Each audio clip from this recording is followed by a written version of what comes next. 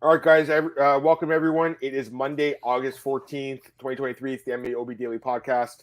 We got myself, Adam Martin, we got Big Marcel, the two usual co-hosts of the show, and then we got a third wheel here today, Mr. Alex Behunin from MMAmania.com, joining us to recap UFC Vegas 78, and then we're going to do the UFC 292 preview after that as well. So, Alex, how's it going, man? Glad to have you here on the podcast. How you doing, brother?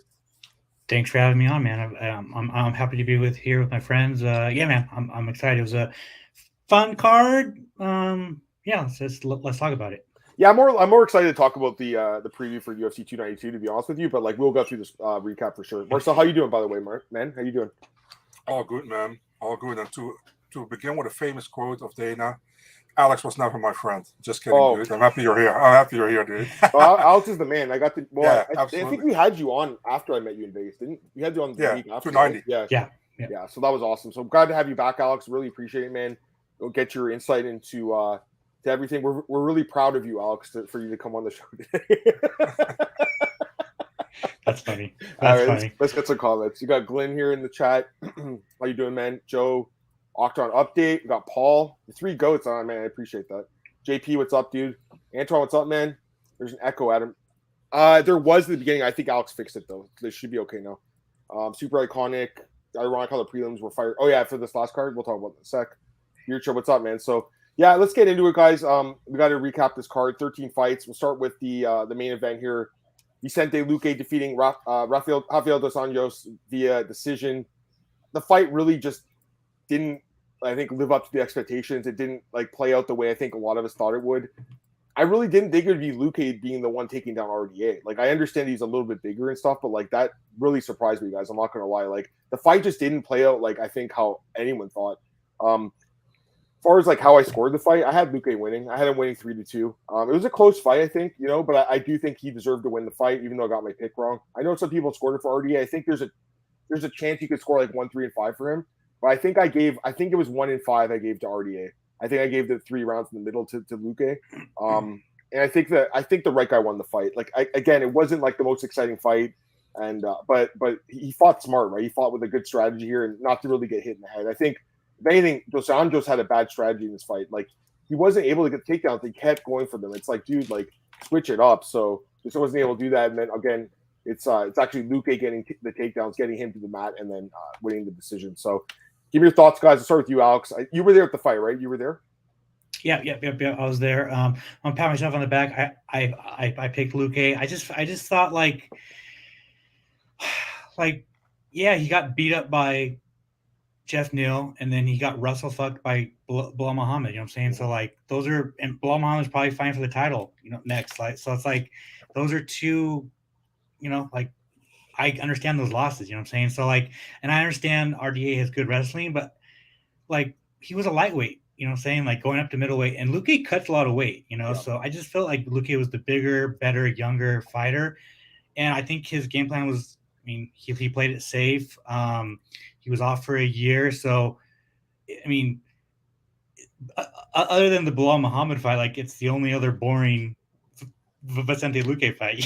Like, Yeah, he's always in a war. Like, I'm looking at his stats right now. He's won like 10 fight of the night bonuses or something. Like, and then obviously this one wasn't close to it. So I'm with you. Like, wasn't like the fight we expected, but you're right. You fought with a good strategy. Marcel, what'd you think of it, man? Yeah, man. I feel like it was an okay fight. It wasn't super spectacular. I think Luke did what he had to do. I'm gonna tell you honestly, I didn't score the fight at all because I was watching. I've seen it, but I was also texting with a friend of mine, so I wasn't paying that close of attention to be able to score the fight round by round. But for my feeling, I think Luke did enough to win the fight. And I actually think. I at least scored 3 rounds for him, even maybe 4. I think that's how I scored it when I watched it, but I cannot say like 100% because I was also distracted. So overall, was a super great fight, but I was happy for Luque that he came back like that. Because after that brain hemorrhage he had. I mean, he looked good. He looked pretty good. Got to say. If you look at his last 2 performances against Jeff Neal, he didn't look good in my opinion. And against Bilal, and let's be honest, man, Bilal is always in boring fights unless he loses, but he always gets the wins. So good for him. But look bad in that fight. So. Yeah. I was happy for him. He got back and he looked good, and something to look to. How do you say that? To give a good follow up to after this fight, because like you said, man, he's never scared, but he was kind of scared in his head, coming into this fight in the first round, how it went, and understandably, you never know because you don't know what's going to happen. But he looked good, I think, and good for him. For RDA, it's like what Alex says. He's kind of like that Kevin Lee kind of guy. He's actually a little bit bigger for lightweight, and he's too small for welterweight, in my opinion. Yeah. So, all respect to RDA, man, but Luque won the fight, and I was happy for Luque. And for RDA, he says he wants to stay at welterweight, make a run there. We'll see, man, what's going to happen, But I wonder if he's like, I'm going back to lightweight and I keep my ranking, or he's like going to welterweight and he's unranked after tonight. So we'll see. Yeah, he just looked old. Honestly, at the weigh-ins too, like during the media week. I don't know, Alex, you were there. Like his face, everything, and I'm starting to really second guess my pick. I'm not gonna lie, because I was like, oh man, he's looking really long in the tooth now. But like he looked so good in his last fight that I thought he still had another like couple of good fights in him, and maybe he does. But this was obviously a bad matchup. Let's get some comments here, guys. John went 10-3 in picks. So did I actually. What's up, guys? Time to rumble. How's it going, man? Look at this crew. How's it going, brother? Knox, what's up, man? Kevin Holland and JDM. I don't know. Have you heard anything about that, guys? Anyone know that? No? What was that? Holland, JDM, and Sydney. Have you heard anything? Not Sydney. Yeah, not Sydney. Oh, in Vegas? Okay. Main event, though? Would it be? I've been told not to say anything. Hey, my guess is it's like, does that card in? I don't know anything because I'm not like in the know like these guys, but is that card in September have a main event, the one in Vegas? Let me double check. If it doesn't, I don't know, but I feel like Alex and myself have talked to the same guy about this one. But let me. I gotta see something, guys. So like, I haven't talked to anyone, guys. So I'm the same as all the fans in here right now. Just want to see. Is that card on September? Okay, no, it's the one in October. Then it would be one of the ones in October. Okay, that makes sense. The other fight would be Terrence McKinney because he said he had a fight booked or something. His manager talked to Sean Shelby. I'm guessing one of those cards as well. So thanks, guys. I see your message there. All right. Good job, Paul. Can we agree this was a comeback fight for Luque? If the UFC wanted to end him, they wouldn't match with Renat or JDM. Probably. You're probably right about that. Do you guys feel uncomfortable watching after the Bravely stuff? No, I mean, this is his job. Like, this is what he does for a living. I didn't feel uncomfortable. If he didn't feel uncomfortable, I didn't watching it. Like, these guys know what they sign up for, guys. Like, and he knew, like, the risk he was taking. And he's going to take another risk by fighting again. Like, I don't think he really should be fighting, but if that's what he wants to do, then he could do it. But I think, honestly, man, looking back at it, guys, like, maybe this is how Luque will be fighting from now on. You probably won't see that guy that fought, like, Mike Perry and, like, his – that Mike Perry's face was broken in half, or the guy who fought like what's his name, Nico Price in like a war. You probably won't see that version of Luque anymore, to be honest with you. Anyways, I think that's good for the main event. We'll go to the co-main here. I mean, I just really disagree with this decision. I had Dawodu winning 29-28. I had him winning the first two rounds. Like when they said unanimous, I was like, okay, he won, and I was just shocked that Cub won unanimously. Like I thought maybe one of the judges would give it to him, like in a split, but like I never thought all three would give it to Cub unanimously. Again, guys, like I thought Hakeem won the first two rounds. I know they're competitive, but I thought he won them. He threw more volume. And I know that Cub landed some good shots as well, but I still think Dawodu controlled most of the fight. And I thought, dropped the third round, basically got getting taken down late and getting beat up there in the ground. But I thought he already had the first two in the bag, and he probably did too. So I know the odds had Dawodu minus 1,000 at the bell. Like the odds makers thought he would win the decision. So he didn't get the job done.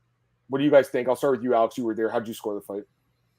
Yeah, to be honest with you, I was barely watching the fight because we were talking with Khalil Roundtree. And right.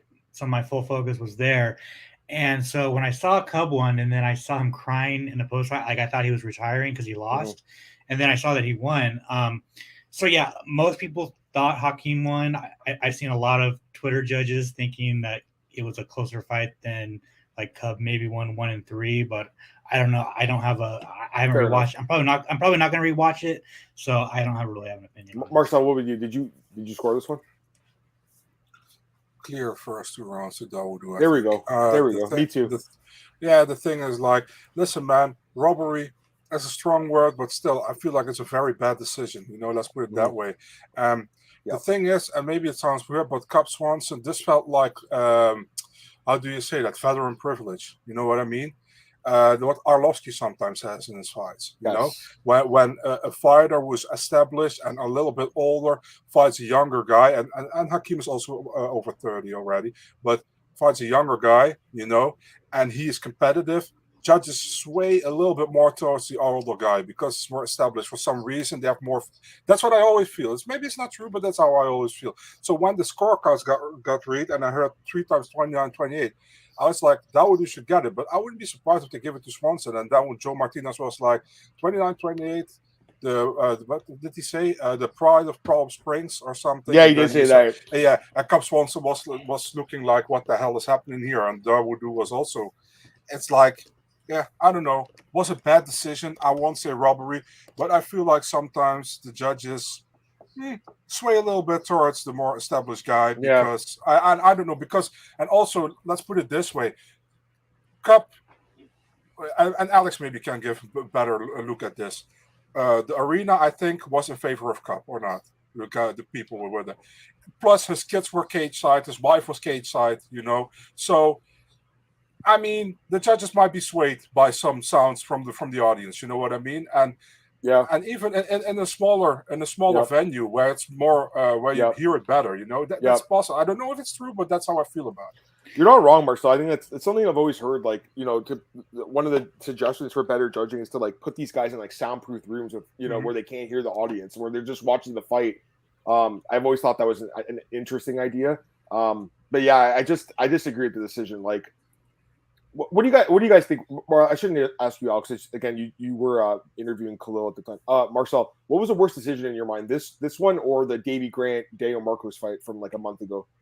I think this one was. Me worse. too. I do too. Like that's what I think. So, I hate using the word robbery, but like I was really shocked when he won the fight. Like Cub didn't think he won the fight, guys. I understand he's in the fight, he's hardened himself, but like he didn't think he won the fight.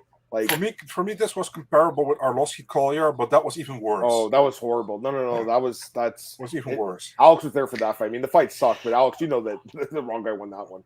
I just feel like a unanimous decision is weird. Like, when you think it would at least be a fucking split decision? Yeah. That one judge saw it differently. Yeah, right. Well, two of them gave the first round to Cub, and one gave the second round to Cub. Like, I mean, I just don't agree with it. Like, did you see who gave the fucking second round to Cub? It was Sal or of course. Who else? Yeah. That dumb fuck. But it doesn't matter. Even if he gave it to Hakeem, he still would have lost the split decision. So it doesn't matter. I told you guys last week though that like I had a little bit of concern about Hakeem just because losing to Julian Rosa to me is not a good look. But at the same time, like he did enough to win this fight. I hope the matchmakers do treat it like a win, but they probably won't. And here's the thing. I don't know if it's his last fight in his contract, but when he does renegotiate, you don't get as much money when you have a loss on your resume, not a win. So like it just fucks their careers up, guys. That's the problem with the judging, right? I just kind of feel like I'm off the Hakeem train. Like I just don't like. Yeah, I've been. He's not.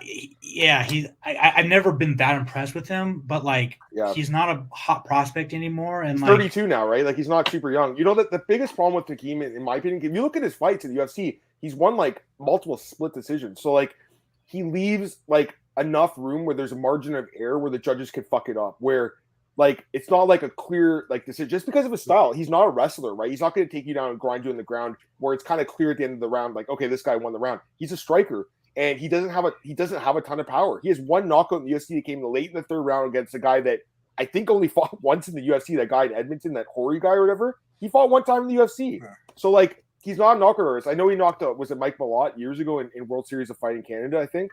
But like it's been a while. So that's when his hype was high, when he came to the UFC, but it got broken by Danny Henry when the Hatchet submitted him in his debut. He just never really lived up to the hype. Again, we're criticizing the guy. He should have won the decision. Maybe we'd have different thoughts on it, but again, like he just leaves too much like room for error where these judges can fuck up his career, and they did it. So I'm looking at the comments. Go ahead. It could be the MMA gods getting him back for his split decision win over Zubaira. too. Yeah. So, like, I think I you know what? I bet on Hakeem in that fight, but I scored for Zubaira, and I was like, yes, I got a bad one. They I'm telling you guys, like they even out sometimes, but he shouldn't have won that fight. I think it's in Abu Dhabi, right? That fight. Bro, how many times Zubaira got screwed, man, in decisions, man? Well, I'm kind of glad he lost to the Elvis Brenner guy, because then they wouldn't have never did that fight with Garam, and that fight was amazing. So I was just laughing because he was at that fight. They also got screwed against Lerone Murphy, I remember, right? Yeah. In Abu Dhabi, yeah. Anyways, let's get some comments here, guys. I'm looking at the comments. Most people thought Cub lost. Yeah, Cub lost. Dawodu, yeah, he definitely won the fight. Thought Swanson was going to get in front of his kids and have them needing therapy. I wouldn't bring my kid to an MMA event. Like, I understand he's a UFC fighter. His wife used to be like she used to be like a host of like UFC on like one of those TV shows. Kendra Perez. She used to be like a model and stuff too. She was great. I mean, Cub's a lucky guy. There's no doubt about it. He's got a beautiful family. But like, I just wouldn't bring my children to an MMA event personally. But again, that's his job, so it's a little different, I would say. Bro, I still have Kendra Perez autograph card from Tops from years ago, man. Yeah, man. She was big. Like she was she's a good looking woman. There's no doubt about it. Good for Cub. Did you guys see the meme that it was actually Cub's 3 children that were?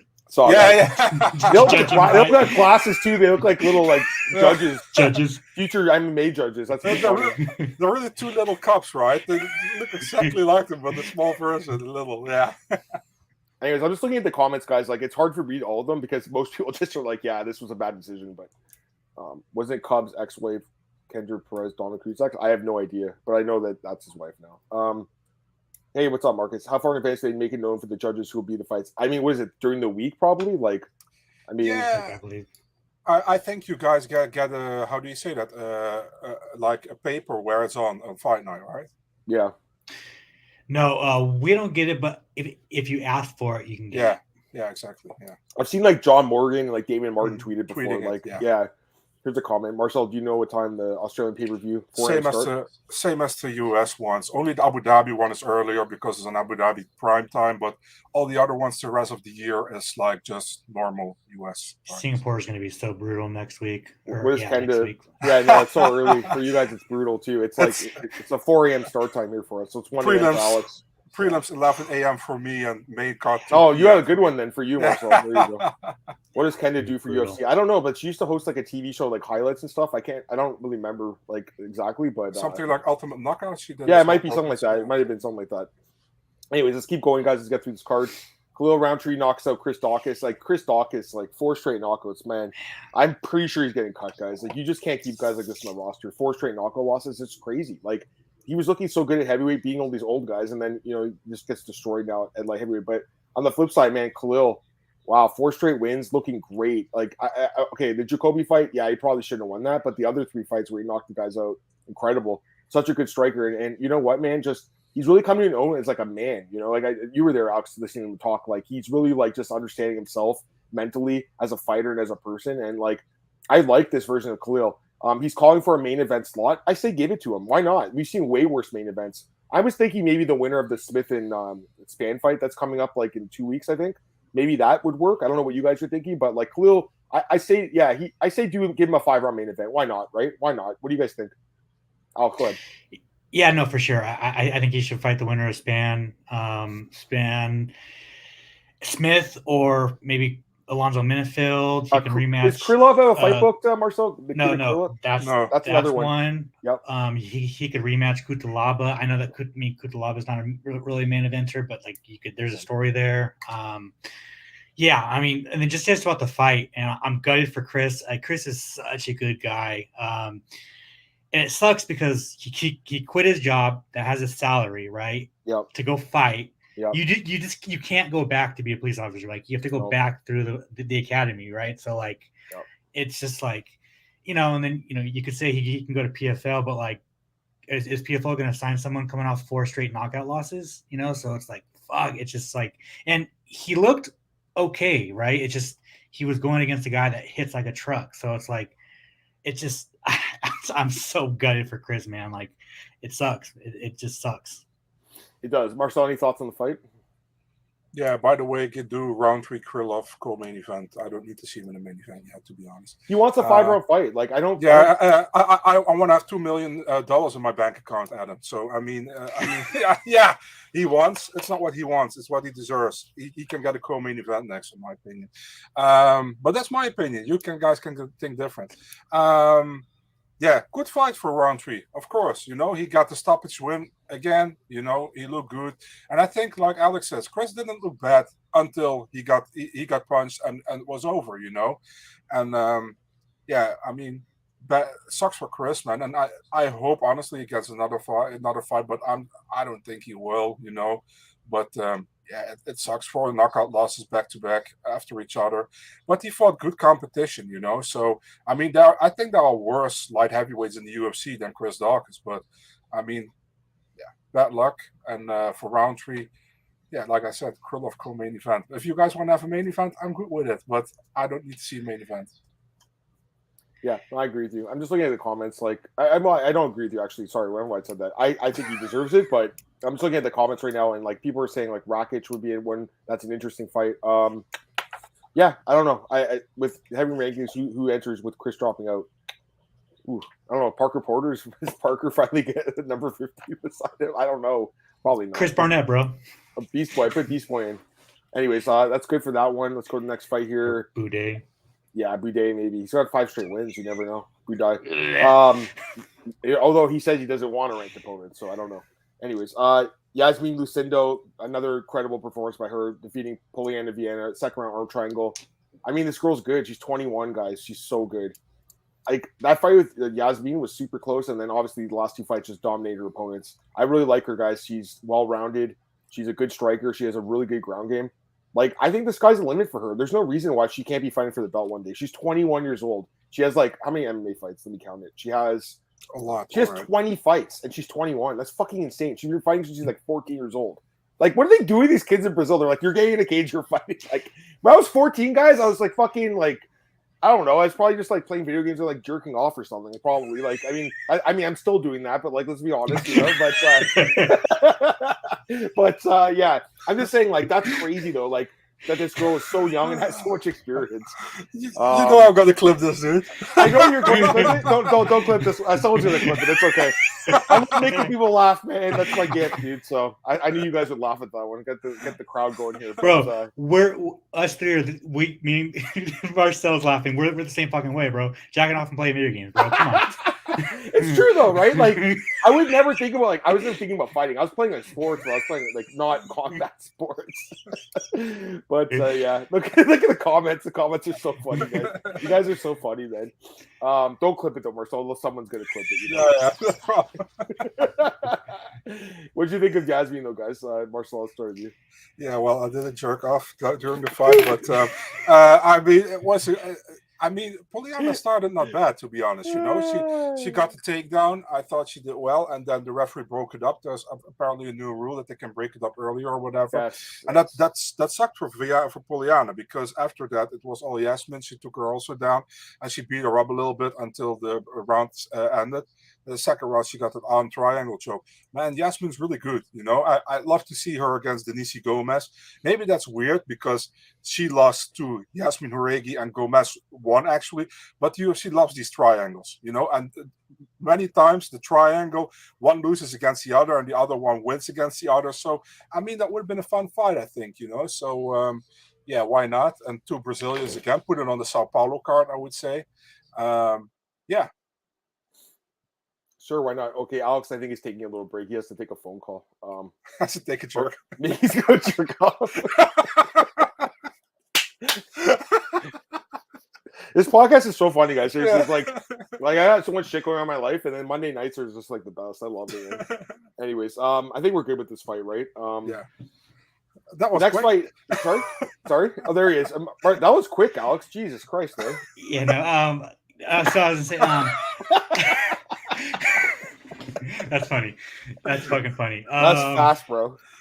I feel like Poliana has like such bad jiu-jitsu defense, bro. Like she has really good jiu-jitsu, but fucking bad defense, man. And she can get tapped. That's fucking funny. That's funny. That's funny.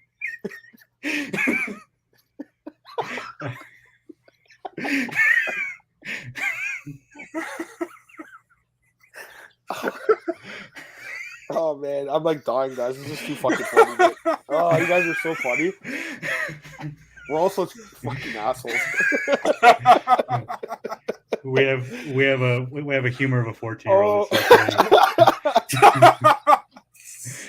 Oh my god, Alex, keep talking, man. Sorry, dude. Maybe if Pollyanna was able to walk out with her anime cosplay, maybe she would have won. But yeah, maybe.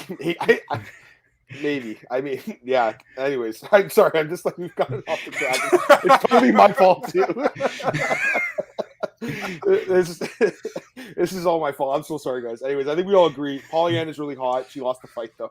There we go. She should be cosplay. It's all your fault, and we're still not at your drinkable content, which coming up soon. I like this one too. Right before Anne-Marie, we haven't even talked about Jacqueline yet, right? Oh yeah, best journalist of 2023. I know, right? Give it to Alex, man. Alex, the premature Alex. Anyways, this next fight. Next time Alex breaks a fight, I do first report of premature Alex. I didn't really want to talk about this next fight. It was so boring. AJ Dobson just like grinded out Stephon Chukwue. I mean, this fight sucked. I will say this though. I made a mistake before the fight during the breakdown last week. So I was like, AJ's not going to listen to his corner, but he switched camps, and I should have known that. So that was kind of my fault. But like at the same time, the guy hadn't impressed me. Chukwue though, I'll tell you right now, when he missed weight, Alex, you were there.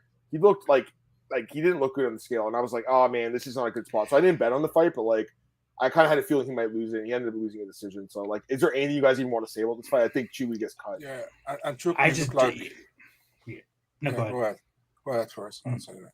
I was just like, I just don't know why he went back down to middleweight. Like he's too big for middleweight.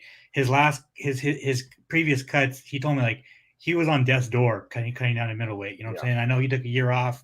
He could have met with the PI to like do it, but like, I mean, he looked fucking yoked. Like he was in good shape, but like it's just, I'm pretty sure it definitely did not do anything good for his performance, and it just, the fight sucked. That's it. Yeah, it was terrible. Is there anything you want to say more so or no? Yeah, and Chukwue, I don't know, you're probably not familiar with the dude, but Chukwue remind me with the bald head Clarence Seedorf, which is a very famous guy. But he's for you guys, soccer player, football player over here. But yeah, I feel like, man, also, what made the UFC decide to, first on the main card was supposed to be Josh Parisi-Boudet, not that I thought that would be great, but you had also like Mike Breeden against Venada, and it went Mike Breeden, Terrence McKinney. That was the first on the main card. They switched it with Stephon, AJ, and Fremd against Pickett. I was like, why these choices? Fucking idea. It is the most baffling. Why in the fuck would they even consider putting those on the main card? Yeah, but also during the main card, they uploaded Dana White looking for a fight on YouTube. You know, and I saw that when the card was over. I was like, why they uploaded it now? And it was in Boston. And then you see on the end of the episode, he invites two guys to the fucking Contender Series, which is already reported by you, Alex, by the way, one of the two, you know. And I was like, what the hell? Why you cannot, when that was filmed in March, fucking put that out 2 weeks later? No, they're gonna wait till Boston. They come to Boston, and everybody knows already who they signed or whatever. It's so stupid, you know. I don't know these decisions. I would love to see like somebody have a cam, put it in a fly, and fly to Dana's office and see how these decisions get made. Not that I want to see the info, but I want to see how these decisions get made. You know, because sometimes I really can't follow it. No, fair enough. Yeah, I mean, I guess. Yeah, there's not much to say about that first fight. The fight sucked. Like, it was terrible. Fremd also missed weight. Fremd, you think he's like, you were there, Alex, like he's like hoping he gets re-signed. He probably will, right? Like, I'd imagine. Maybe not, though, eh?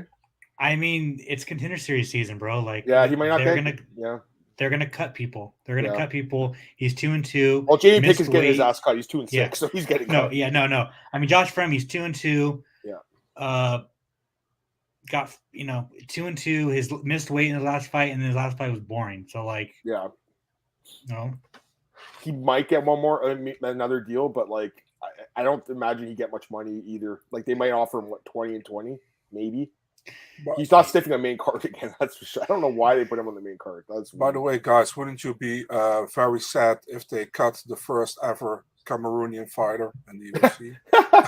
Yeah, that was So bizarre. funny enough, I actually asked the UFC this, and they told me today it was actually a screw up. Like it was a screw up. Okay. But it wasn't malicious. It wasn't anything. Okay. It was just it was just a screw up.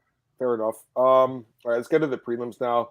My guy, the Maniac Marcus McGee, another great performance by him. 2-0 in the UFC. This guy looks like he's about 40 years old, but he's 33. He looks like he's about 43, but he fights like he's 23.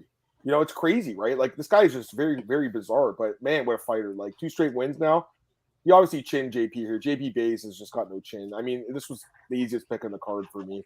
But yeah, I mean, I like this guy. I hope they can turn him around quick too. Put him on. Honestly, I say let me see his last fight. Yeah, he's been in the apex for both fights. I say give him a fight on a card in front of the fans. What do you guys think about that? That went 1,000%. Funny enough, I put a couple bets on JP because JP has good wrestling and Marcus has bad takedown defense. And I thought if JP were able to take down Marcus, that's his perfect path to victory. But you have to take him down in order to do that. JP only shot one takedown this fight. Like it's like he was like willing to stay in trade for some reason. Yeah, anything the same. Which was dumb. Yeah. You talk about the guys getting cut. JP Bays is getting cut. He's lost 4 straight I feel fights. super bad for JP because he's such a good dude, and he's not gonna get another fight. He's not UFC caliber. He's just not. You know, not everyone can be in the UFC. Not everyone's a UFC fighter. I mean, that's just the truth. Right. Where does he end up going? 100%. Or like Bellator? I mean, Bellator's dead. Like, does he go to PFL? I don't know. Like, maybe he goes back to. He's very close. Africa? He's very close with Ray Sefo, so he'll probably go to PFL. But like, right. That makes sense. But where is he going to fight? Like, if they don't do a bantamweight division, he's going to fight featherweight. I guess he could fight for LFA again, but I'm like looking at his resume. I mean, he fought a lot of fights in UFC Africa. I don't know. I guess he lives in Vegas now. He moved to Vegas. Yeah, right? He's in Vegas now. So yeah, I guess PFL or LFA. I mean, LFA maybe he does go to LFA. You know, maybe the UFC will give him another shot. I don't know, man. He just doesn't have the chin. He doesn't have a defense. You know, so yeah. Should they push up Marcus up the rankings? I think so. I mean, I think they should fast track him. I really like this guy, man. He's funny. He's a good fighter. I really like him. Poor JP, a must win. Guess who's back? Cheyenne and Roman had their baby. Did they have a baby? Really? Wow, that's crazy. That's crazy. I don't think Roman's the dad. Oh my. We'll see who it is. Bates, what's up, Kevin? This is MMA injury. Bates coming off ruptured hamstring and surgery sucks for him. Dude, I mean, that's the least of this guy's worries. I think the guy was married and another guy stole his girl. Like, I mean, it's been a hard 2 years for this dude. So look at this. Mish Tate and Cheyenne got pregnant by the other dudes very often trying to bring up their long-term boyfriend. That's life, man, unfortunately. Feel bad for those guys, though. I mean, what's his name? Brian Caraway was with Mish Tate for years, and then she left him for that Johnny Nunez guy, and immediately they had a kid. So, but who knows? Maybe what's his name? Brian didn't want to have kids. Who knows, right? Yeah, this card had JP Bays and Chris Dawkins, like two really, really, really nice, good guys. Really good dudes, but they're going to get cut, though. Yeah, 1,000%. Speaking of Tay, she's generally fighting Rousey. I mean, that's Alex has heard this. I think he's talked about it a month ago. That's what you've heard, Alex? Yeah, for sure. Yeah, so that's probably UFC 300, guys. That's the rumor. It makes sense. Yeah, I mean, you're gonna put the biggest. It's all speculation at this point. It's rumors.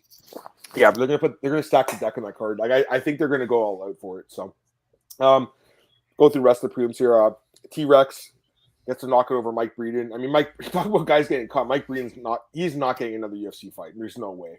I don't know why he even got signed in the first place. But yeah, good for McKinney. But like, guys, if he had lost this fight, like it'd be like, what is wrong with this guy? But again, so dangerous in round one. All 4 of his UFC wins come in the first round. It was a great performance by Terrence. But again, did we learn anything from it? No, we already knew he was good, dangerous in the first couple of minutes. Like, we didn't learn anything from this fight. It was just an easy fight for him. It was like a free payday, basically. It was literally a free payday. Didn't get a bonus, but like I wouldn't have either because the fight was so favorable to him. Honestly, I love Terrence. Don't get me wrong. Sorry, Marcel. Very necessary win for him. You know, he saved his job. The loser was getting cut in this fight. This whole card was like full of fights that, like, pretty much all fights almost. Yeah. Oh my god! Like we're talking about. Okay, so far I think we've agreed that you guys think Dawkins gets cut, or do you think he gets one more? What do you guys think?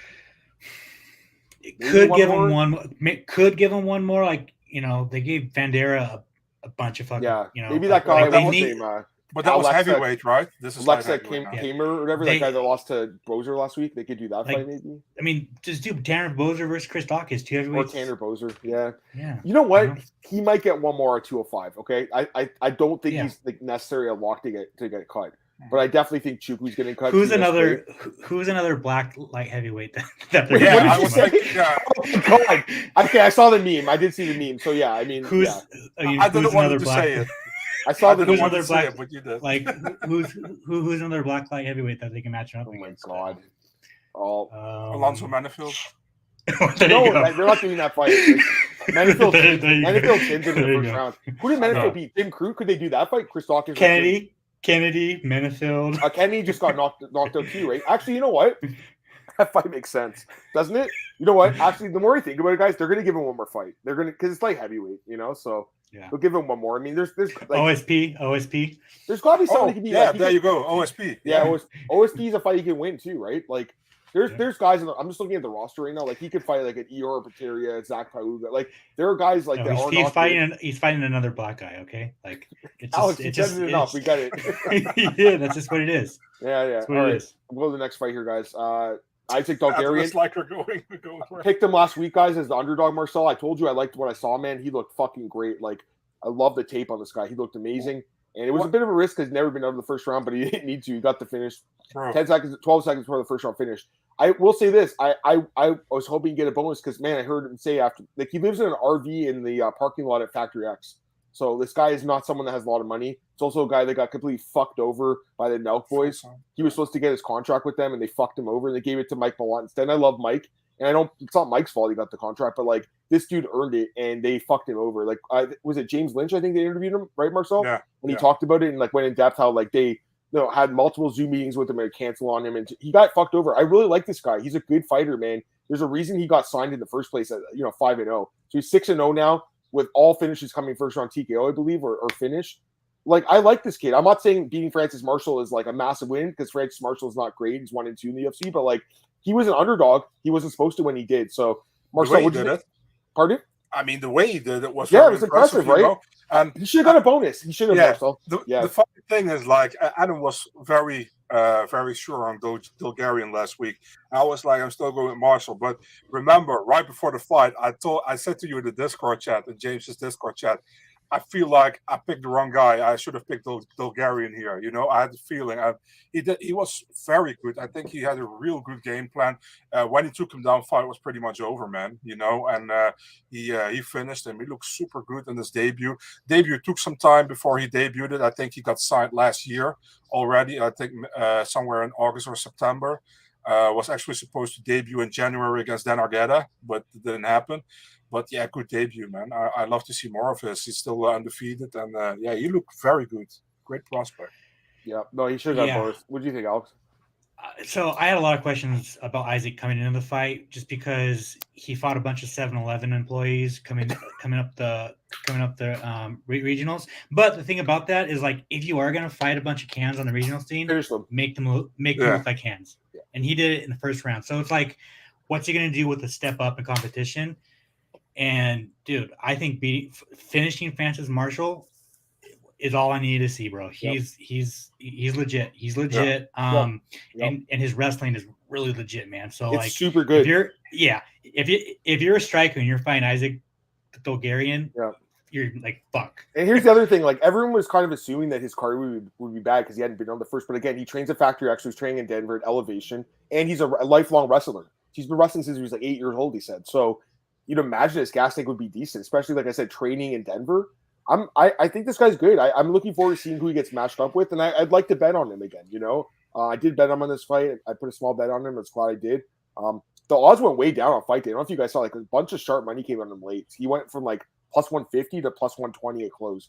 So a lot of sharp money came on him in the end, and obviously he got the win. He looked good, man. I don't know who they're going to match up with next, but I would say he gets one more fight before the end of the year, right? I would think that would make sense. Hopefully, and he went from Glory MMA to Factory X, so two really good camps, man. Yeah. And I think he has a high ceiling, man. Right? Really, he's. I was very impressed with him. Yeah, I like him too. All right, we'll go to the next fight here. We had Martin Budai gets his first finish in the UFC, submits Josh Prigin with the Kimura. I'm thinking this could be probably it for Josh Parisian in the UFC. I know he's heavyweight, but like he just hasn't looked very good. Even the one finish he had, he was getting destroyed in that fight and he came back, right? Yeah, Budai, like, listen, he's not amazing, but he is 4-0 now in the UFC. Plus the Contender Series win. And, you know, this is his first finish. He needed a finish like this. I think if he just, like, did a fence pressing thing again, like, it wouldn't have did much for him. But, like, getting a finish is a good thing for him. So, yeah, I thought he looked great. I mean, striking looked great in this fight. He was lighting up Josh Parisian. Josh Parisian looked horrible in this fight, too. Just using his face as a punching bag to block punches, and Budai just took advantage and then once he got into the ground, the fight was pretty much over really quick, very quick Kimura. Didn't get a bonus for it, but you know, there's a lot of finishes on this card, so not surprised there. But yeah, any quick thoughts on Budai? I think Josh Parisian's gonna get one more fight. They'll probably match him up with Chris Barnett. Josh Parisian? Yeah. And I'm more than confident that Walt Harris would have knocked out Josh Parisian 1,000%. I think so too. I mean, Walt's the guy that hasn't fought. He hasn't fought in a while, right? Since his daughter died. Has he fought once? He fought after that once against Overeem, I think. That's right. He might have had one more fight. It was Overeem and Volkov. But when was the last fight? Was it like 3 years ago? It's been a while, right? It's like 2020. 2021. Okay, so he hasn't fought in 2.5 years. Yeah. Oh, he fought Tibura too. I forgot about that shit. Yeah, he just doesn't fight that often. He pulls out a lot of fights, but he's had so much personal trauma, so you can understand it. Beast Boy's coming off of a win, actually. Beast Boy beat Jay Collier in his last fight. I forgot about that. It was a year ago. He hasn't fought in a year. Anyways, yeah, anything you want to say quickly, Marcel, about your boy Budai? Yeah, a friend of mine texted me. He was like, "Is this the time you're taking a shit?" I was like, "No, I'm actually watching." Yeah, finally a finish for Budai, right? So yeah, good for him. And it's a fight. If you want to go further in the top 15, you should finish. You know, I think. Yeah. And let's see what's next for him. I don't know, man. The whole heavyweight. I think they should start with heavyweight 3 rounds, 1.5 minute a round. You know, and stop the 5 rounds for heavyweight fight. Only people who are in the top 10. We do 3 times 5, you know, and for people under the top 10, we do 3 times 1.5 minute. Keep it a little bit more interesting, you know what I mean? But yeah, this was a good finish, good for him, and yeah, let's see what's next for him. Let's see if he can also compete with the guys in the top 15. Really looking forward to it if that's possible. Yeah. And then next up, we had our girl Jacqueline Emerim gets a great finish over Montserrat Ruiz, and I called her last week on the podcast, Marcel. TKO plus 800. Bro, what's up? I know. I thought that your table came up, but okay.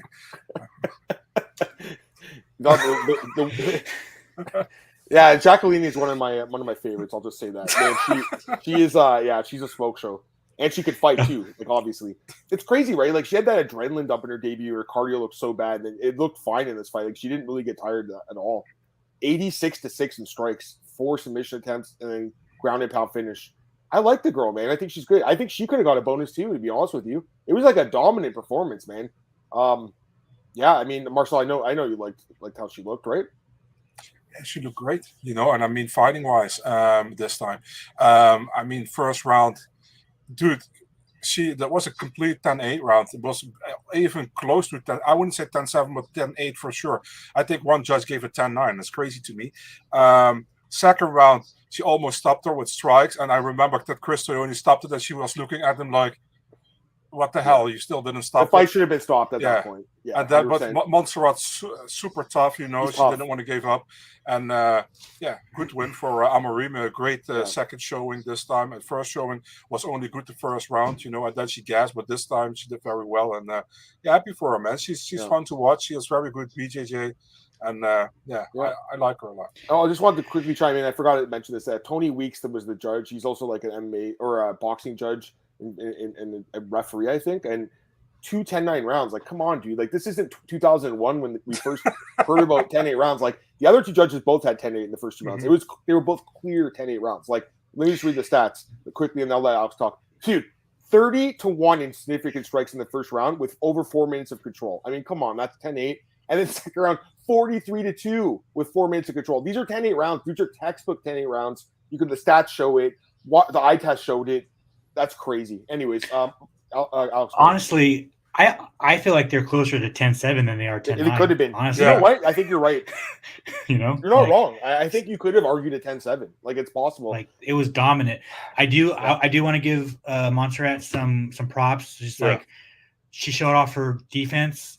Like I think Amarine would have tapped 97% of girls, man. Like that, she had some really good submissions, and it just Montserrat just showed off her submission defense. Yeah. And it was a long layoff. Montserrat was coming off a really nasty knee injury, and to be honest, like she's an atom weight. Like she would do really good in an atom weight. She's 5 foot, and then she weighed like 113. So like it's just a shame there's no atom weight division, but I mean, I was super impressed with Amarine, dude. Honestly, like I'm confused why they don't bring in 105. Like why not at this point? Like 145 is dead. Let's be honest. Like I'd rather see the 105ers. Like stubborn. They're being stubborn. It's stupid. And like that would probably be. I mean, maybe. Do you think she gets another fight, or do you think it would only be if they brought in 105 for this girl? She'll get another fight. Yeah. I mean, she did beat Cheyenne in her debut, I guess, but it wasn't very exciting either. The best exciting thing was when she was like, "I'll follow you home, bitch." Remember that? That was so funny. Yeah.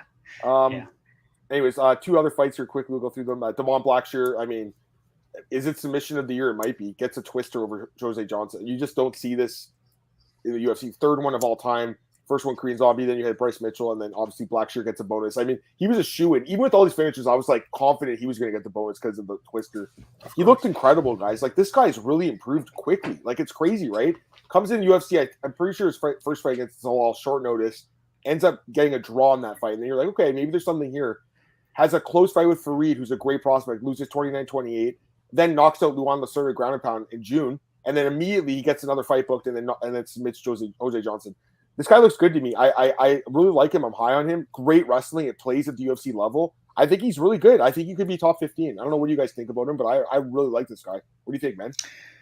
I don't know if top 15 yet. Not yet, but eventually, Alex, you know? With a few more for sure. I could possibly see that. Just the bantamweight's so deep, bro. It's so deep. It's the best division in MMA. Like, there's no doubt. Yeah. I mean, his last 2 wins have come from he switched camps. So obviously whatever was happening over at Jackson Wink was not helping him. But I mean, I think they run back Cameron Simon. Great fight. And I was picking Damon Blackshear. I would pick Damon, honestly, because of wrestling. It's just so dominant. Yeah. And like, what's his name? Cameron, I think, struggled a little bit with that Steven Kozlow guy, right? His debut on the ground. If I'm not mistaken. I think he would have beat Brady Heidstand, and I think he beats Cameron Simon. What gym is he at then? What do you know? Jackson Wink. I thought you said he left. Not Jackson Not anymore. No. Not anymore. No, it's okay. I found it. It's called I think it's Institute of Human Performance. That's what it's called. Institute of Human Performance. I believe that's what it is. So he's got all these pictures and stuff from there. Yeah, it's like might be cross training with Fusion, but I'm not sure. He probably is. I mean, a lot of those gyms are interlocked, right? But yeah, it looks like that's the gym. Looks like he's their star prospect. The guy's good, man. He's a good fighter. All right, last fight. And a good one, a great one to start the card off. Luana Santos, Marcel's new favorite. Get the tissues, Marcel, for this one. She just destroys Juliana Miller, standing TKO in her debut. I mean, Juliana Miller. By the way, Alex, you were at the weigh-ins, right? On Friday. She looked fucking awful, bro. What the fuck was that? Like, as soon as I saw that, I felt really good about my pick. I was like, okay, because remember I picked Santos, and so did you, Marcel. We both really liked her. In this fight, and then when I saw the weigh-in, I was like, wow, this girl looks like fucking hell. Like, I don't know, is she cutting too much weight? Is that what's happening here? Like, is she, because she doesn't look like that strong. Like, I don't really understand. Like, I don't know. And the thing is she got finished by Santos, and I don't think Santos is UFC caliber. Like, that's the bad thing. You know what I'm saying? Like, I don't know, bro. It just shows how shitty tough 30 was. Terrible season. Like, there's no one that panned out from that season. Like, I do like that Caitlin Neal girl. She's also pretty. You talk about good looking. Like, she's like a swimsuit model now. I liked her. I thought she was decent, and then I thought Juliana looked good. But like, since the show's ended, that's it. Like, and no one else really to me has stood out from that show. So it's kind of a waste of a season in a way. Like, they didn't find anyone that was good from that season. Crazy. The problem is with the Ultimate Fighter, and you see it now as well, man. They only let the guys who actually get in the final finale on the UFC cards, because they have the Contender Series, and actually the guys they're really high on, they put them on the Contender Series, and the others is pretty much. Listen, man, when the Ultimate Fighter started, there was no Contender Series, so like the real talent was in the Ultimate Fighter when they got, or they signed them immediately. Oh my now god! You got You want to hear something funny? So I'm literally looking at the bracket from that season. Sadly enough, Juliana is probably the best fighter from the season, and it just was so bad, right? So, like, I guess you could say she is, but like, even the men's side was horrible, and like, literally, guys, the best fighter that emerged from the season was Muhammad Usman. That's pretty sad to say because he's not very good. Jordan Hyman's gonna fight for $1 million if he beats if he wins if he beats whoever the fuck he's fighting. I mean, Jordan, he's got some potential, I guess. Like maybe the UFC should have brought him in, but he lost by knockout. They can't sign everyone, right? But yeah, I mean, it just shows you how crazy PFL is because you got like Impa, he gets cut now. He's gonna probably win $1 million too, so pretty well. But yeah, that season of Ultimate Fighter was just absolute hot garbage. It was so funny. And then 2 windmills. Dude, I mean, anyways, getting back to her though, like just terrible. And yeah, Luana, she says she's a dime. Marcel's new favorite. Luana Santos is pretty good. Like, I mean, 63 strikes landed, guys, in 3 minutes, basically. That's crazy. Like, and she didn't look tired at all. Like, she looked like she could do it for 3 rounds. And again, she's a grappler. So like, we had no idea if her striking was any good. It looked pretty good. It didn't look amazing. It looked pretty good. I just think Miller's just bad. She's just really bad. Does she get one more fight, guys? She's 1-2 in the UFC. Does she get that fourth Maybe a final fight on a contract, likely. They don't cut the women that quick normally. Yeah. I mean, look, for example, no disrespect, look at Ashley Yoder, Yeah. So, yeah. I mean, I have no problem with it. But it's like, who do they match? Because remember, Veronica Hardy was the lowest ranked fighter because she was, I think, 1-3, right, or something. And they gave her, and she got dominated. They match her up with they'll match her up with someone coming off this season of Contender Series. You know what I'm saying? Like most likely, yeah. Because I'm looking right now, and it's just like, so she's 1-2. Like, that Gabriela Fernandez girl's 0-2. They could do that fight. That would be a good one, I guess. Maybe that Ivana Petrovic. She lost her fight. She didn't look that good. That's maybe actually, her. I think they do that one. Yeah. Or I don't know if Victoria Leonardo's still in the roster. They could do that fight if they want to save her career and get her a desperate win. They could do that. That's 125, right? Yeah. Yeah, isn't that where? Yeah, that's where Julia fights. No, she isn't she a strawweight? No, she's a flyweight. Flyweight. So yeah, those are some options. Anyways, like I'm not too excited about watching the next fight. Anyways, you know what? I know somebody, Molly McCann. Maybe. Hey, co-main event of next London fight. That's not a bad idea. I just like how bad has she fallen off? Like, like she looked good on the show, then she beat the shit out of Brogan Walker, and then just went, ooh. I just don't know. Like she just fell off. Yeah, for sure. Anyways, I think that's it for the card. Like out of like 10, I would give it like, I don't know. The prelims were so good, but the main card kind of dragged on. Maybe like a 7, I guess. What do you guys think out of 10? Yeah. The UFC pulled the Bellator where they had fire prelims and a shit main card. yeah. By the way, I agree with Marcus. He's right. Yeah, true. Yeah, Marcus is awake. Good one, Marcus. Yeah. Marcus, by the way, let's go through some questions because we got a lot. I see. Well, I mean, I still want to do Contender though, and I want to do Bellator. So I don't know. We got to get through it. There's a lot of questions, guys, but there's just so much to talk about. I say we do Contender next. We recap that quickly. So we'll switch over to that. Switch gears. All right, Contender Series. Yeah, Alex, you were there for this too, or you're there every week, man. Love it. You're a power slap too, weren't you? Listen, man. Yeah. If they do in the Apex even an opening of an envelope, Alex will be there. So I mean, Alex, you go to Contender. You go to Contender Series weigh-ins too, or no? Yep. Okay. Where's that held? Where's that held? The Palace Station. Okay, cool. All right, let's get to Contender Series from last week. Cesar, all 5 fighters got contracts. Honestly, Dana was like raving about this card after, and I was kind of surprised. Like, I don't think it was that good of a card, honestly. Like, I watched all the fights. There was a couple good fights, but like, I wasn't super impressed with some of these fighters. Let's just go through it quickly, guys. We had Cesar Almeida defeating Lucas Fernando. I think he had a good performance. I mean, he's 35, right? He's old, but like for a guy that had only 3 MMA fights, for him to go in there and show off this kind of takedown defense and grappling skill was incredibly impressive. And obviously his striking is good. A guy who's fought Alex Pereira 3 times. I had no problem with him getting signed. Any quick thoughts from you guys? Yeah, I mean, I'm happy he got the contract because I thought Lucas was going to take him down and hold him there. Yeah. So it just shows that him being at Extreme Couture, fighting with the elite middleweights, Chris Curtis, Sean Strickland. Yeah, man. Because I was there and he was getting wrestle fucked, bro. Like that's why I was like, oh man, like he's in trouble. But man, he showed up. I mean, he's 35, but I mean, Alex Pereira was like 33 when he got signed, and Caesar's had a lot of kickboxing matches. I mean, Dana said he's going to throw him in. He's going to throw him in the top 15 or give him a big fight because, age isn't on his side. But yeah, I mean, I'm happy he got signed. Oh, anything, Marcel? Yeah, I'm with you guys. I expected Fernando to take him down and control him there, because it's like he's coming from a kickboxing background, and listen, man, he had some good knockouts in MMA, but he fought like three generals pretty much, So yeah. I was like, what can we expect? But he looked good, and I think actually his ground game looked pretty good as well. Really good. So, looked really good. I was kind of surprised with that, but I'm happy for him. He's another guy who fought in Glory before, who has some experience with the high level kickboxers. So if I was the UFC, I'd put him in Sao Paulo in November. Oh yeah, for sure.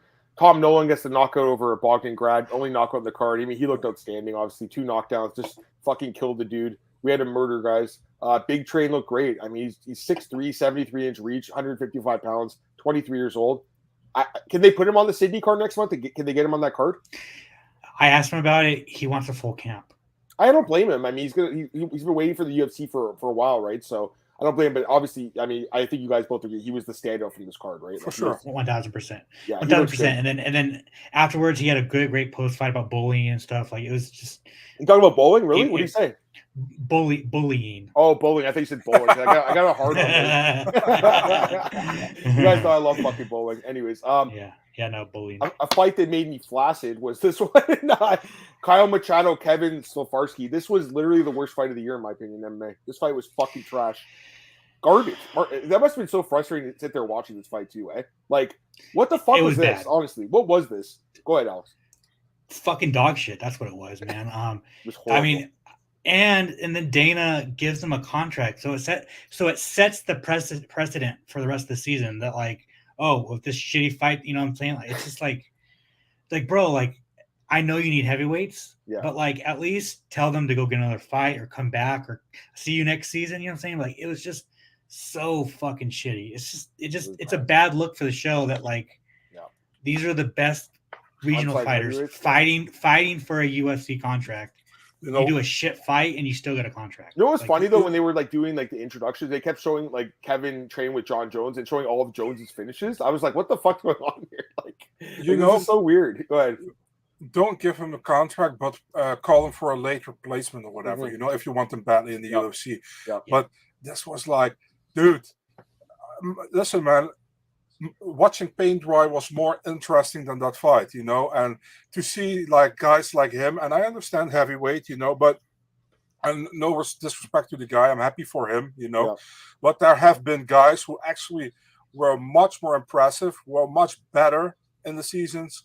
We didn't get a contract, and the thing is like, I don't mind see people listen. It's great to see those guys winning contracts, but the format is a little bit changed since the first season or the second season, where you actually should have been impressive to get into the UFC. Now it's like, oh, we can get this heavyweight out with the 40 plus 40, and we can get this guy in for 10 plus 10. Let's take him, and that's also why Hartwig is fighting Al Saladi on the upcoming card, because it's cheaper for the UFC. They gave him like 12 and 12 instead of whatever, right? Yeah, 10 plus 10 actually. I think they know. Are you serious? I thought they're giving 12. Jesus, 10,000. I think it's 12 and 12. It's not. Last year was 10 and 10 still. Yeah. I think they bumped it. They were extremely generous, guys. 12 and 12 is very generous. Okay. Anyways, this fight was absolute trash. I will say this though, like Kyle Bigfoot, 121 to 17 in significant strikes, but that first round, guys, outlanded Kevin 47-1 in significant strikes. That was the worst round anyone's probably ever fought in MMA in 5 minutes. Like that's pathetic. In a stand-up fight, I mean, go ahead. You got another Canadian, bro. Who? Kyle? Kyle. He's kind of Canadian. He's Brazilian, but he lives in Vancouver. He lives by James. out there. Like he's getting getting his citizenship, right? Canadian, Canadian. He's Grenadian. His wife's Canadian. Yeah. He's got kids that are born there. I understand. Like, I mean, you Alex got one, bro. Well, you know what? He would have made sense on that card in Vancouver 2 months ago, right? It would have made more sense to put him on that card, but because he's getting the UFC, it seemed like the UFC was going to sign the winner of this fight regardless of what happened. Like, this fight was terrible. He shouldn't have been. I don't think he should have got signed. I'm just saying that. Like, no, as a Canadian, 100%. It's cool, but like, guys, come on. I mean, you can't get. Are they? Because I'll tell you right now, I went through it and we talked about this, Marcel. They gave out 50 contracts last year because they gave one of the losers, what's his name, Shannon Ross, a fight, and only that Carolyn girl that's Invicta was the only one who never got a contract. So 50 fighters got contracts. I think even some of the losers ended up like guys that later on didn't took a fight. So I guess they're going to do 50 again this year. It looks like they have 50 spots open, right? It's if they're going to continue to do Apex cards into 2024, they're going to sign everybody. Yeah. And they're going to cut people and they're going to sign you. That's just the circle of life in MMA, right? You sign you guys, you cut older fighters, and well, in this case, some of the older fighters got signed, but you know what I'm saying. The one thing I'll say is, again, it fucking pisses me off when Dana's like, well, I didn't want to sign a 35-year-old, but this guy, I couldn't turn him down. It's like, okay, the matchmakers know that he doesn't like the older prospects, but yet they continue to put them on the show. Like, the perfect example is Chris Curtis. And Chris was only like, I think, was he like 31 in his season? He was like pretty young. Like, when you look at some of these guys, and he's like, yeah, Chris is too old. That's why we're not going to sign him. He had a fucking spinning hook kick knockout, and they didn't sign him. It's crazy, right? The first season, like, you had to really have a great performance. And Chris's fight, it was a great performance. He should have got signed. But now it's like, if you win, you get in. If you're winning, you get in. Yeah, I mean, there's so many snubs on the show in past seasons where he fucking let him go. And then you sign someone like Kyle, like Brendan Lofton, right? Brendan Lofton. Even Austin Vandervoort. Yeah. Austin Vandervoort should have been signed. Justin Gonzalez, fucking Danny Sabatello. I mean, this like some of the wrestler guys I understand because Dana, we know Dana doesn't really like wrestlers. I mean, that's just the fact, really. I mean, he prefers stand-up fights. He's talked about he likes the stand-up fights, so I get that. But like those guys, like Michael Lombardo, he was another guy, I think, right? He had a wrestling base fight, but yeah, they're good, right? Like I'm just looking through the seasons. Yeah, there was Sabatello 30-24 to his opponent. Yeah, it's crazy. I just think the ones guys where they actually got finishes that didn't get signed, that's brutal. Like, I kind of feel like if most cases, like what's that guy's name? That Brazilian guy with that hook kick. Remember he hated the fight and he didn't sign him. What was that? The Conor McGregor guy for Aldo. It's like Jonas Bill or something. Yeah. Like he had a crazy knockout. What about the dude who fought in one championship? Also Ton Lee should have been signed too. The other thing is they stopped doing this. Remember they used to give out those like I don't even know what we would call it, like a developmental contract. Deal. Yeah. They don't do that anymore. So I think somebody like some of these guys could probably use it. So, anyways, guys. By the way, I have to do this, guys. Everybody always sees me drinking Monster Energy during the podcast.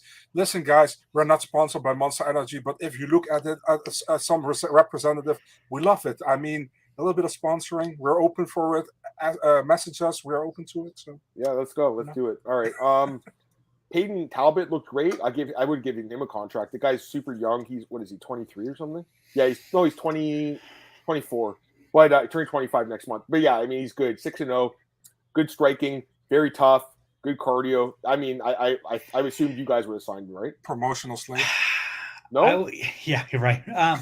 Thing about it, this is my thinking. Bantamweight division's very, very deep, right? And he's so young, pretty inexperienced. He fought in A1, which is not the best promotion. Like, yeah, I would have been greedy and been like, either come back later this season or go get 2 more wins on the regional scene, and we'll see you in the UFC. You know what I'm saying? Like, it's just the bantamweight division is so fucking deep. It is. It's ridiculous. It's the best division in the sport. Marcel, would you have signed him or no?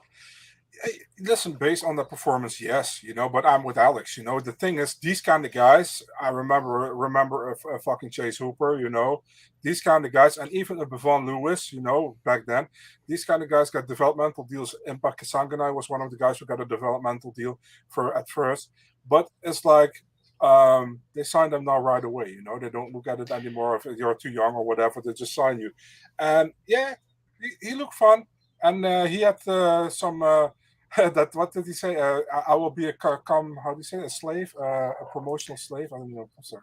Corporate slave. Promotional slave. Corporate slave. Yeah, corporate slave. Yeah, correct. Corporate slave. My thoughts on just like I was talking with actually Chris Curtis about this. I don't think the UFC should even look at fighters for the contender series until they have 10 fights, bro. Like 5 fights getting into the UFC, it's kind of like it's crazy, bro. Like it's I don't know.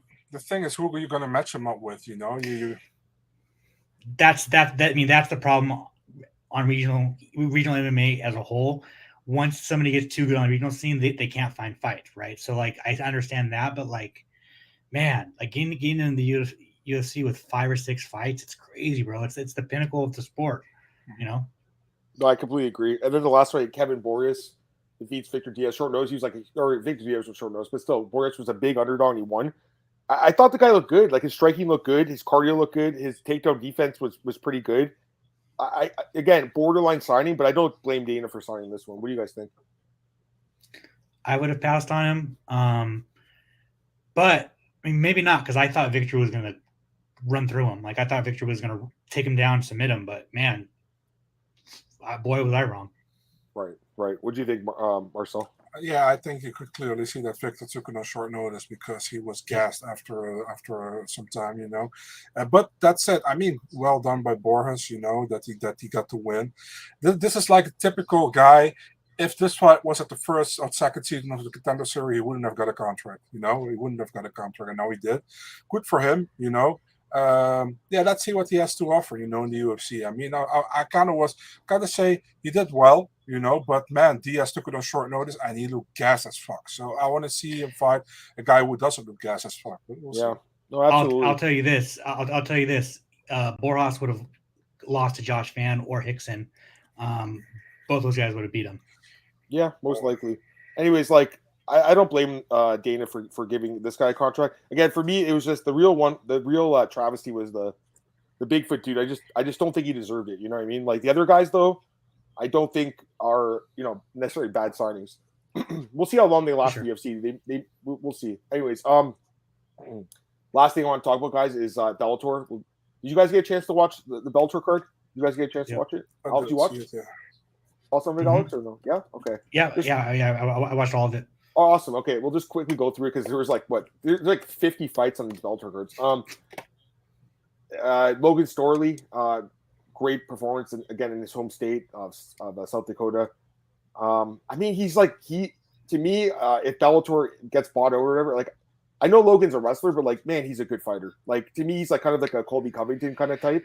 I would imagine the UFC would try to bring him in if he becomes a free agent. No. You don't think so? Why? Because you don't think the style he's or boring. what? He's got to finish this fight boring. though. Ground and pound. You got to finish. That being said, I talked with Brandon Ward after the fight. He had one arm, but his shoulder and elbow were fucked. No, I think Storley goes to PFL. Most likely, yeah. That does seem like, yeah, you're right, just based on how he fights. But like he does, I'm just looking at his record, guys. Like it's funny because like almost all his fights before Bellator were finishes, and now it's like harder for him to finish fights. But look at the record though, Bellator. It's great. It's 10-2, right? With how many finishes? 4. Well, it's a little bit of a lower finishing rate, but there's no doubt the guy's dominant. Anything you want to say about Logan, Marcel? No, I agree with you guys. You know, he's tough, he's strong, but yeah, if Dana White passes up on a lot of wrestlers and boring, in his opinion, boring fighters, yeah, he doesn't go. He won't go crazy for Storley. You know what I mean? But yeah, I think he's good. You know, I like him a lot. By the way, I'm not talking about Dana White. Did you guys saw that clip where he was at the hotel? I think it was looking for a fight with Matt Serra. That he's like, oh, the power stop thing didn't work out because Dana's like what is it called? Like a bust. What do they call it? Bellhop? The bellhop. Yeah. Getting back to the Bellator card, I mean, the main card was skip the co-main. That's what I was gonna say. The main card sucked. Like Valentin, I bet on him. Like I eventually bet on him, Marcel, just with the way the night was going. I was like, you know what? He's just gonna take down Maui and grind him out. And he did. So I had him. Jeffrey, I lost on though. Because I had Rasta. I was a little surprised Rasta lost it. He lost pretty easily. He looked awful. He looked fucking terrible. What happened here? What happened, guys? You got fraud checked. Anything you want? I know you were pretty high on him, Alex. I was too. Yeah, I was. I don't know. I think when Aaron stuffed his takedown, it broke him. I think that's what happened in the Cesar Almeida Lucas fight on Contender Series. Once Cesar stuffed Lucas's takedown, he was done. You know, the other thing is that he got hit with multiple knees to the head when he was down, and the referee just like didn't care. It was kind of weird. Yeah. The referee, I think, should have at least, he gave one warning at one point, but he probably should have taken an actual point, James Gallagher wins a split decision, kind of controversial, I guess. A lot of people thought Gonzalez did more like damage. Could have got the win. It was close. And then Sydney Outlaw, really surprising here, Marcel, out wrestling Islam Mamedov, completely out wrestling him. It was kind of surprising. Fucking looked great. Another guy Dana passed on, Alex. He was on Contender too. Yep. So, since Sydney left American Top Team, now he's at Killcliff, and man, that switch did something with him because he looked good. Agreed. Just going to the prelims with Justine Quiche. She didn't poop her pants this time. Yeah. She fraud checked Deanna. I fucking knew it. Fucking knew it. That was what's going to happen. I called it in the Bellator Zone podcast. Yeah, I mean, listen, and somebody said it on Twitter, and I didn't retweet it, but I agree with it. If Diana Asorogova looked like Justine Quiche, nobody would have talked about it. And that's exactly how it is. That's exactly 100%. How it is. Yeah. Yeah, she just didn't look very good at all, like in my opinion. So, Deanna, right? Like, you lost every round basically. Barzola defeats Bates, another guy that he fraud check. He got fraud check. Well, with this Lucas Brendan guy, he looked terrible, and then out of nowhere, like, I don't know if you guys saw this, like if the people in the chat, if you missed this one, this was interesting because Weber Almeida was absolutely like in cruise control in this fight. He was like a minute and a half away from winning.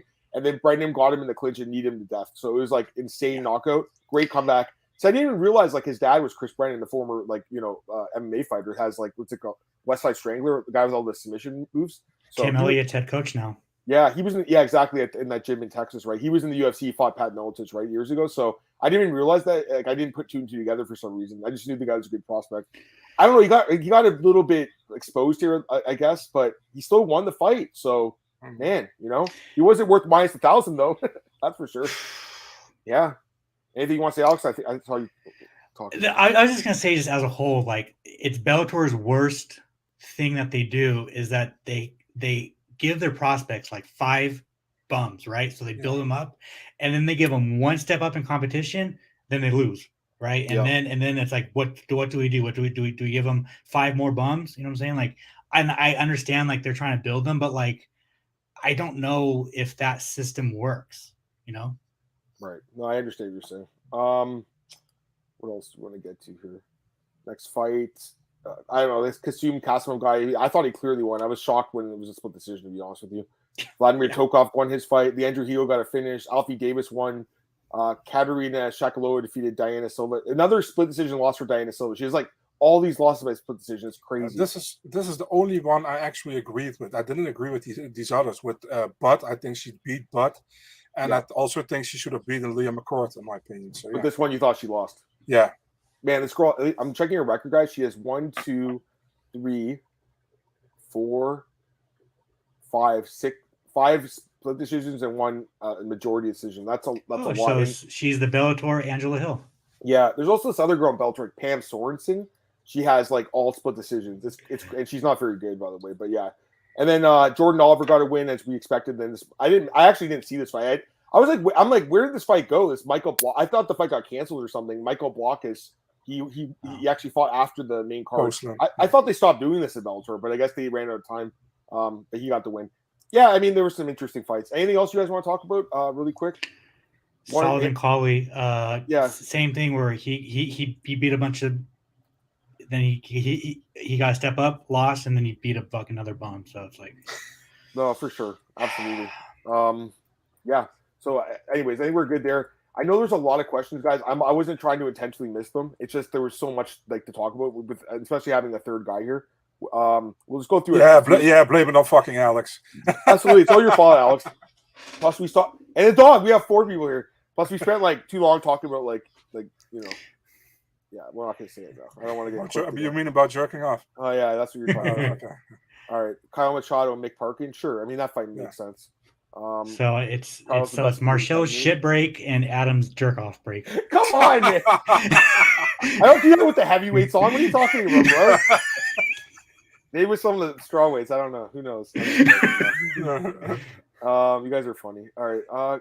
There's a lot of comments, guys. Sorry. I'm just kind of looking for the questions. Yeah, someone was talking about Lazy King and not signing with the UFC.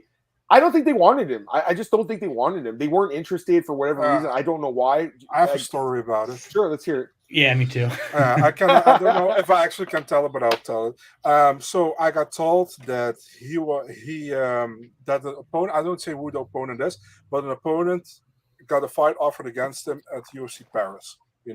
So I reached out to Abdul, because I talk to Abdul sometimes, and I was like, dude, is it true that you're gonna fight him? He's like, it's news for me, man. I didn't get, nobody told me, and my manager didn't tell me, so I have no idea. Then he asked his manager, and his manager is like, I don't know anything about it. That's Fernand, by the way. So then I go back to the guy who told me, and he is like, that's crazy, because we got it offer 2 weeks ago, and we haven't heard back from the UFC. So he asked Sean Shelby, and Sean is like, yeah, we wanted to do that fight, but the card was already pretty full. So I didn't reach out to them, so we're not going to do that probably. Maybe if somebody falls through, we're going to contact them about, but if not, they don't. So now that guy who was supposed to fight Abdul, he got booked he's going to get booked for another card, and they didn't give Abdul a contract, and Abdul signed with PFL. Fair enough. That's the story. A little bit. Is there anything else you want to add to that, Alex, or pretty much the same thing? I just heard it kind of the negotiations kind of went like how Cedric Doumbé went, like wine money. UFC was like, nah, we'll pass. Is Fernand Doumbé's manager too, or I think Fernand is with Abdul, right? Sure. I think he's with Abdul, right? Taylor left Fernand by the way. Taylor Lapidus. Oh, he did? Okay. Yeah. Just a couple other comments here, guys. Because we have to get through this and get to the breakdown. What's that for Reyes Cortez? I don't know. I don't think he's gonna get. He's just tough, but he's not very good. Oh yeah. Here's a question for you. What's your favorite pay-per-view snack? I swear this was asked recently. I don't know. I'm so into the fights. Like I don't really think about food. I usually eat afterwards. I don't know. Whatever is on Uber Eats, I'll order something, and maybe a pizza or chicken wings. Yes, chicken wings. You guys, anything? You're at the event, Alex, so it's hard, right? I mean, if I'm home, yeah. I mean, if I'm home, it's pizza, maybe pizza. Oh, does the UFC give you guys the meal during the fight nights or just during the pay-per-views? Okay. Oh, they do the fight nights, yeah. Because the UFC cater for the media. Marcel, anything? For us, I always took a pint of Ben and Jerry, but I got too fat, and now it's like 4 hamburgers. So no, I'm just kidding. No, it's like already like 4 a.m., 3 a.m. over here. Yeah, so I know. Normally, I always did ice cream. I really like it, but I kind of stopped after they raised the price of Ben and Jerry's with like €3. So they can suck my dick. I'm not gonna pay so much for a pint of ice cream. It's expensive here too. It's like probably $10 for a pint. Yeah, I mean that doesn't make sense, Yeah. So for me, it's like I'm just having a Monster Energy drink. Do you hear me? Do you hear me? Monster Energy. Yeah, do you hear me? So and maybe some potato chips or something. Nothing big. For you guys can eat fucking pizza, chicken wings, hamburgers during the fights. And for me, it's like fucking 4 a.m. or 3 a.m. So why would I eat that shit? That would be bad. So no. Well, I'm going to be in your shoes next week for the Singapore card. So yeah, you will be. Yeah. All right, let's get some other comments here. Have you guys heard any fighters be looking at PFL in the Venom merger? I don't know. I haven't heard it. I don't know. Maybe Alex has. I don't know. Anyone? I know of a couple. Okay, I can't say. Please tell me where Ortiz is getting a fight. I mean, it's the plan, right? Yeah. That they're looking. Do they have someone you guys know about, or no? Maybe. Okay. Yeah, this is a fight. This fight is real. I think you guys both posted it. So, and then just checking really quick. Marcel, do you have that triple XP bottle? Do you still have that? Yeah, man, but I cannot show it, because we already talked too much about dick activity. So yeah. Last question here. That's a good question. Who stock dropped the most from Luque, DeSantis, from Marcus? He asks us every week, guys. That's the last question we're going to answer. I mean, I think it's a great question, Marcus. Like, I think there's definitely a few contenders for myself. I would probably lean towards because the thing is, some fighters I was already down on, like a JP Bays or a Chris Dawkins. I would go Juliana Miller. I think she's just doesn't look like she's a UFC fighter. Anything for you guys? Juliana Miller is a really good one. Francis Marshall is another one. And I think Dawodu. I mean, I feel like Dawodu should have finished Cub Swanson, but there wasn't really a lot of stock with most of these guys who actually lost already, I think, so it's like, that's a difficult one, I don't really have one, to be really honest here. This one, I think Isaac Dulgarian's stock rose the most. Yeah, I'll put it that way. Isaac, yeah, I think he looked great. I mean, he was an underdog again, right? He was one of the underdogs. There was 3 underdogs at 4, I think, actually. Yeah, 4. So it was Luque, Cub, and then Dobson. Those 3 didn't really they weren't that great at fights. And then you had Dulgarian dominating as a dog. So I think his stock went way up. All right, guys, let's just finish up here because we're gonna do the breakdown show for UFC 292. Is Alex coming for the breakdown as well? I hope so. Can you stay on for a bit, Alex? Can you help us out, or you got to go? I can. Fuck it. All right, fuck it. Awesome. All right, guys, I'm gonna finish the podcast up right now. And in the meantime, guys, just keep following us. Like, share, subscribe. Alex Behunin, Big Marcel, Adam Martin. Talk to you guys in a few minutes. I'll post a link for the UFC 292 preview. You got Aljamain Sterling against Sugar Sean O'Malley. Talk to you guys in a bit. Bye.